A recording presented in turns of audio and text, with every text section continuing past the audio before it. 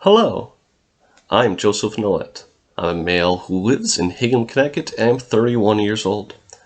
I have a degree in chemistry with a focus on physics and math.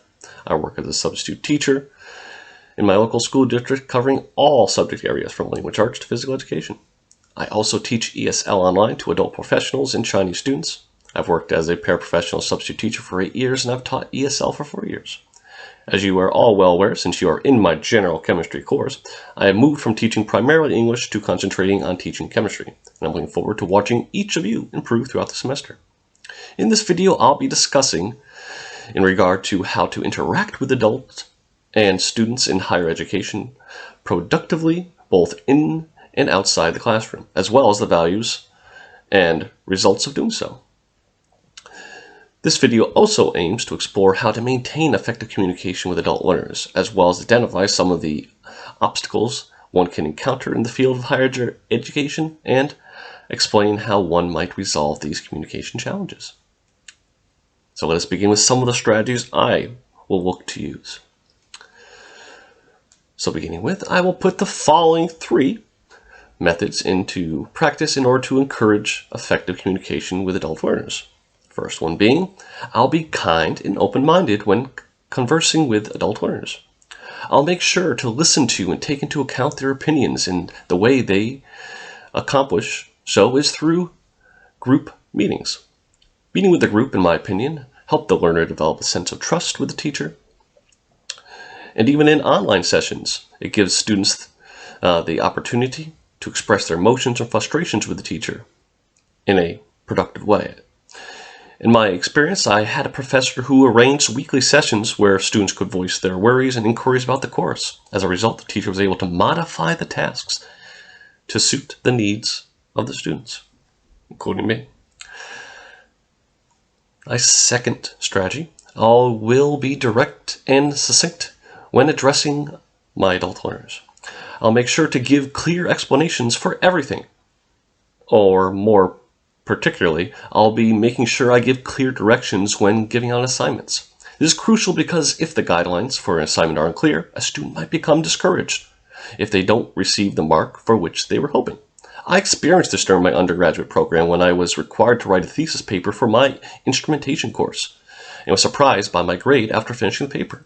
The lecturer claimed I left out key details about the document, yet neither the rubric nor formal class discussion ever addressed such details. Fortunately, the professor allowed me to fix problems and resubmit the paper, but doing so came with a penalty to my grade. However, if I had understood the assignment clearly, the dilemma would not have arisen. My third strategy, when speaking with students, I'll be patient and considerate. I'll be mindful to give them the time and space they're required to completely understand what I'm saying, and will develop a relationship with them by checking in one-on-one. Setting up one-on-one sessions with each student to allow them the chance to come to you with questions, complaints, and comments is crucial in line with maintaining an open environment, according to Kate McDowell and Elaine McElrath. One-on-one communications with students are a fantastic opportunity to discuss their performance while also addressing any issues they may have at the time and how you can be of further assistance to them.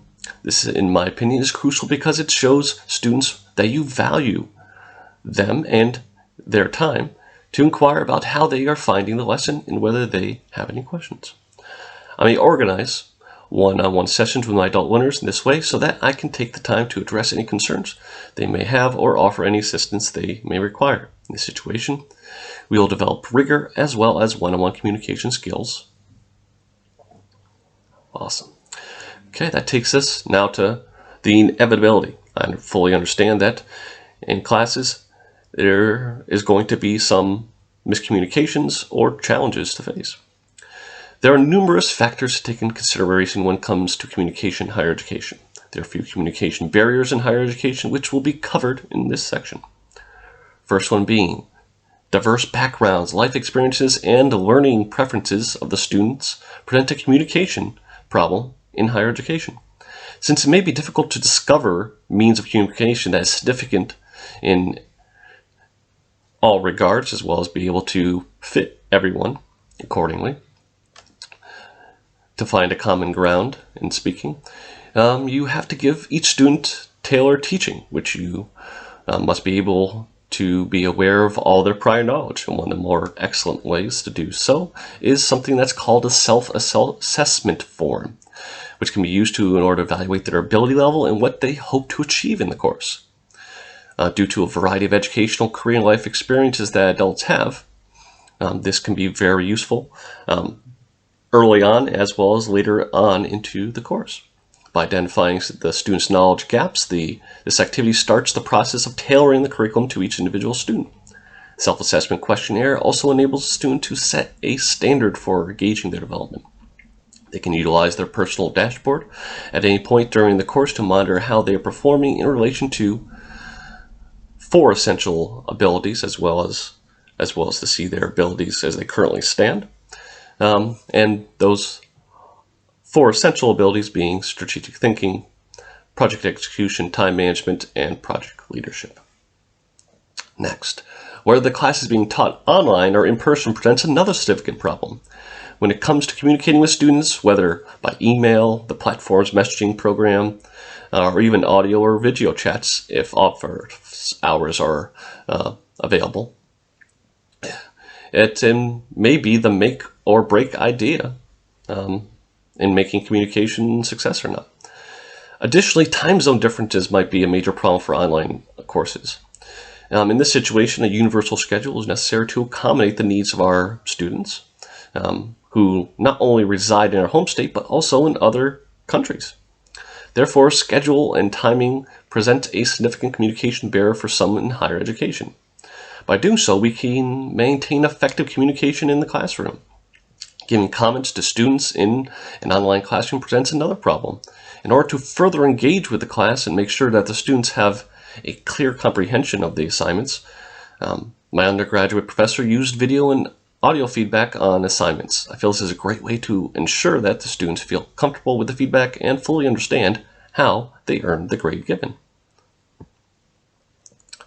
Okay, so just as there are challenges, there will most likely be some form of disagreement, whether it be student to student or teacher to student. When there's a dispute in the classroom, some strategies for resolving conflicts between students or between students and teacher include utilizing questions to clarify the issue, articulating each person's perspective, identifying a common denominator, and producing ideas for potential solutions. For instance, if there's a disagreement over a grade, the student can become irate with the teacher and disagree with their judgment. In this scenario, if I had a student who disagreed with a grade, I would clarify the situation by asking questions and hearing their point of view. After we clear up the confusion and come to common ground, I will grant them another opportunity to take the task, since at the end of the day, it's my responsibility to ensure their success. Therefore, if there were a disagreement, I would maintain my composure and offer to aid them in any way I could.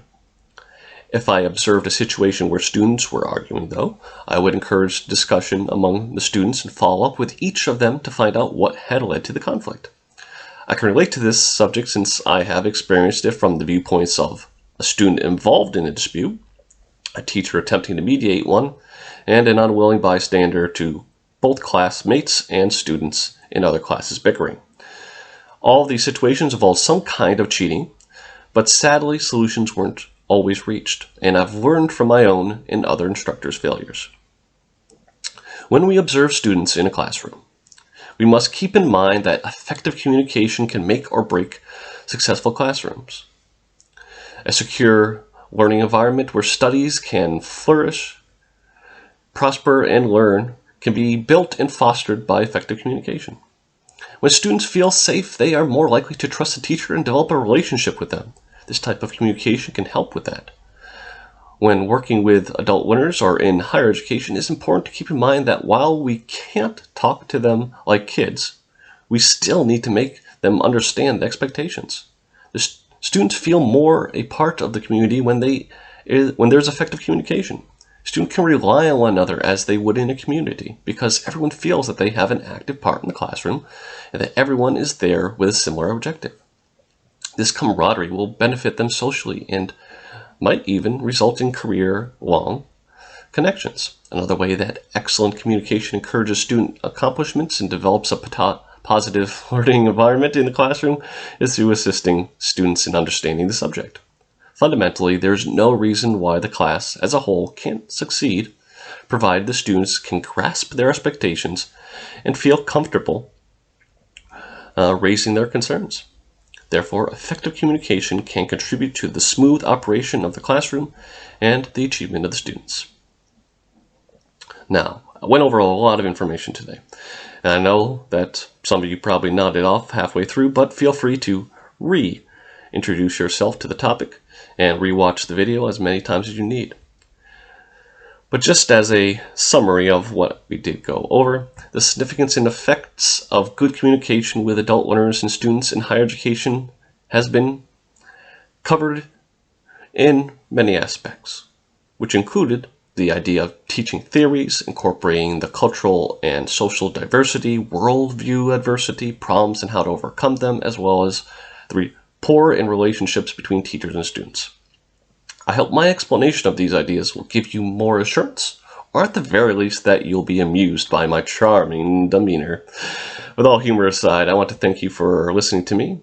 I have been Joseph Nolet, and good luck with your studies.